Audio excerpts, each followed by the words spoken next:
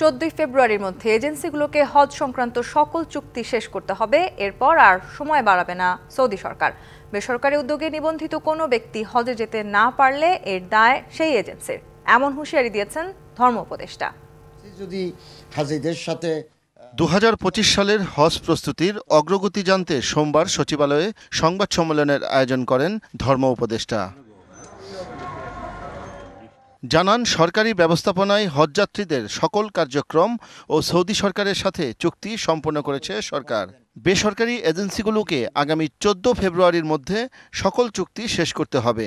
এই সময়ে চুক্তি করতে না পারার কারণে কোনো নিবন্ধিত কেউ হজে যেতে না পারলে এজেন্সির বিরুদ্ধে কঠোর ব্যবস্থা নেবে সরকার। সৌদি সরকারের পক্ষ হতে হজ সেবা দানকারী কোম্পানির সাথে 14 ফেব্রুয়ারির মধ্যে সকল চুক্তি সম্পাদনের নির্দেশনা দেওয়া হয়েছে।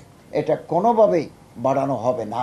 এজেন্সির অবহেলা বা গাফিলতির কারণে নিবন্ধিত হজযাত্রী হজ করতে না পারলে সে দায় সংশ্লিষ্ট এজেন্সিকে নিতে হবে। রান্নায় আমার ভালোবাসা Jamuna gas stove. Jamuna gas stove, আধুনিক, নিরাপদ ও দীর্ঘস্থায়ী। এবার হজযাত্রীদের বিমান টিকিট নিয়ে কোনো সিন্ডিকেট বা কারসাজি করতে দেয়া হবে না। উপদেষ্টা বলেন, নাম ও পাসপোর্ট নাম্বার দিয়ে 72 ঘন্টার মধ্যে টিকিট কাটতে হবে।